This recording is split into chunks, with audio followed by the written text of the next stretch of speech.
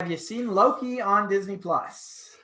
No, I have not, but you're going to explain it to me today, my friend, and I'm going to watch it. I have not had time. I've been stupid busy. All right. So Loki is a time travel paradox TV show is basically the best way to explain it. If you watched Infinity War, what's the other one? Infinity War and Endgame. During Endgame, they go back in time and they go to the first Avenger movie and they cause some time travel paradoxes, and Loki grabs a Tesseract, disappears, and the opening scene of this is, we're going to have, you go into it thinking, we're going to have this whole alternate timeline Loki storyline. The very first thing that happens, is that the time cops, I don't even remember, I didn't bother to write down what they're called, but these time cops show in, they grab the Tesseract, they say, you're coming with us, and he's basically in like a time cop jail for violations against the timeline. These people, they have these abilities to mute his magical powers and control him and put him on trial for breaking the timeline, and it brings into a lot of different scenarios. Wait, whoa, hang on. Sure. Okay, so I'm gonna break this down as a fan because I'm literally, once we're done, I'm gonna watch it now because I'm stoked. Sure. You've already sold me on it. You're doing such a good job. Awesome. They arrested him for breaking the timeline? Yeah.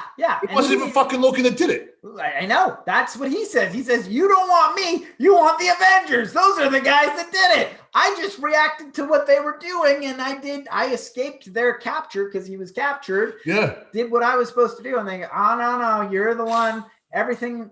He goes, they went back in time. Isn't that breaking the timeline? And they go, no, because in our timeline, they're supposed to go back in time. You're the one that broke the timeline by, I don't know. It's this convoluted, interesting story that you got to see where it's going. And another thing that I want to point out, though, is you've seen the MCU, right? You've seen. Yes, of course. So Thor 1, I'm trying to think, was Thor 2 out before Avengers 1? And then Avengers is Loki's the big baddie in Avengers. After that, there's a bit of a change of heart. Is Loki kind of becomes like a brother where he's got this love-hate relationship, whereas before that he's like the evil guy who becomes the big baddie that the Avengers have to unite against.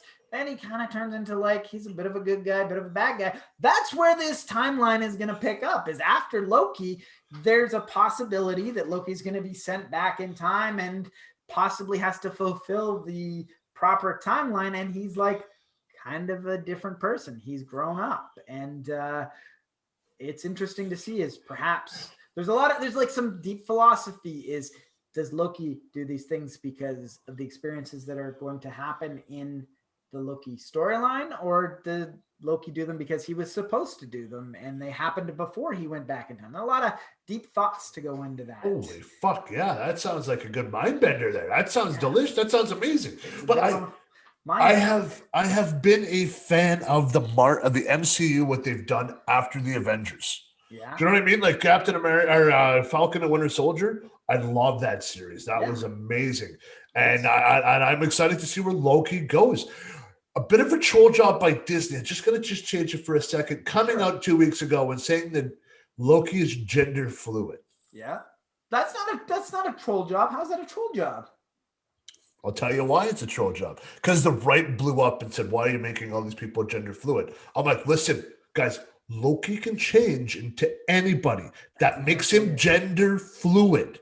Just because Disney came out and said he's gender fluid, he could be male or female, we already knew that. Like, that's a shapeshifter. That's what we know. But the right, who are too dumb to pick up a comic book or pay attention to anything that's happened in the MCU in the last 10 years. I was expecting you to jump on board with these guys because you've generally been the voice of the conservatives on this show. I usually am the voice of the conservatives.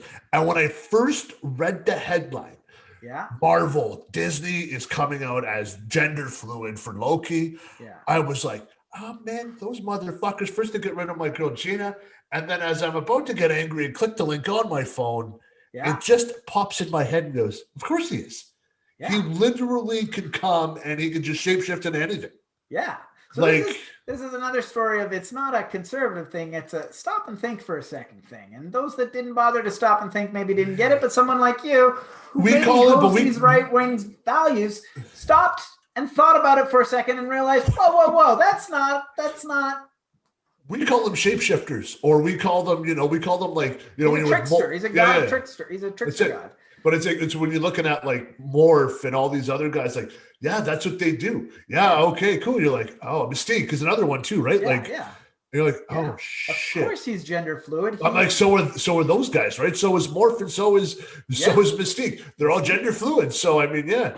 Absolutely. And if you watch this show, I know you haven't bothered to see it, but he takes the place of a very interesting historic scoundrel. I'm not going to spoil it for you. It is a male, though. I will say that.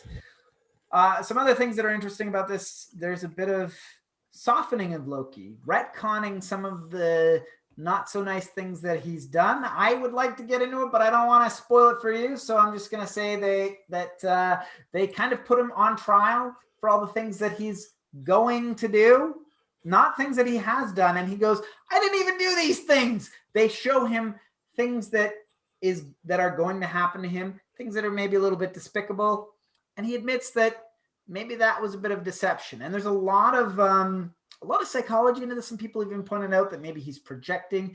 He's saying these people don't actually have power. They project power. Maybe he's talking a little bit about himself in these situations.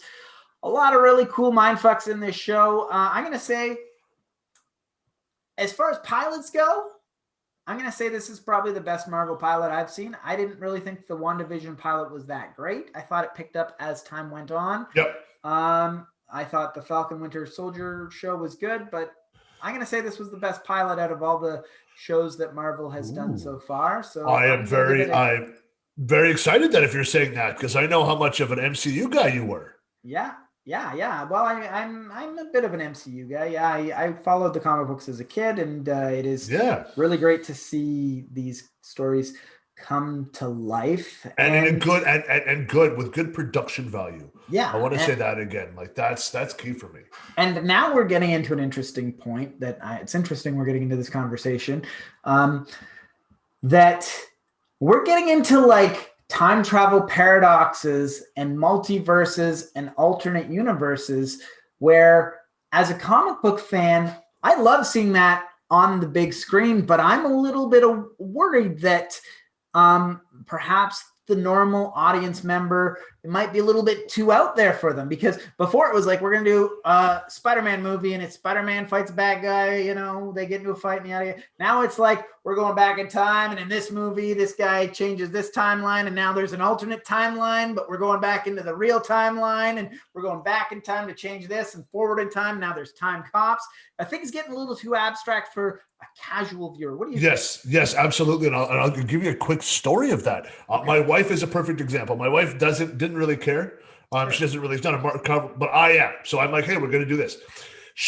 Once time travel comes for her, she kind of just rolls her eyes and says, I'm done. Okay.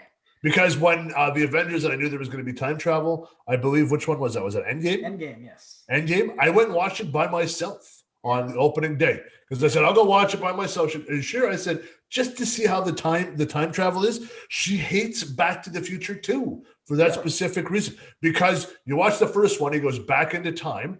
That's easy.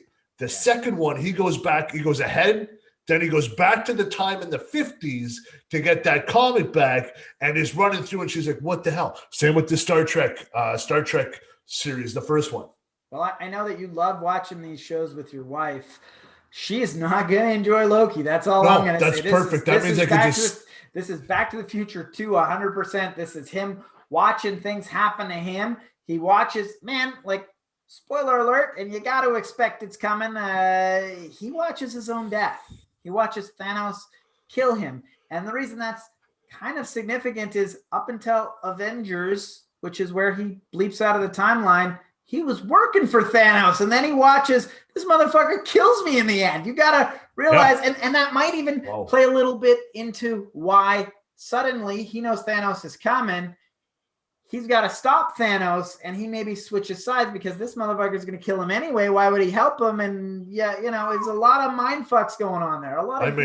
Once we're done this, I may grab a beer and watch it. I'm going to have to watch it. I'm going to have to now, and I'm going to have to just sit down on my couch and watch it. That's cool, man. So I think that's all we really got to say is I really enjoy Loki so far. Really think that as far as setting an expectation, this did a great job. I went into it expecting it to be an alternate timeline where Loki kind of got away with the Tesseract and what's he do? Immediately it was like, no alternate timeline. We're fixing that little timeline bleep.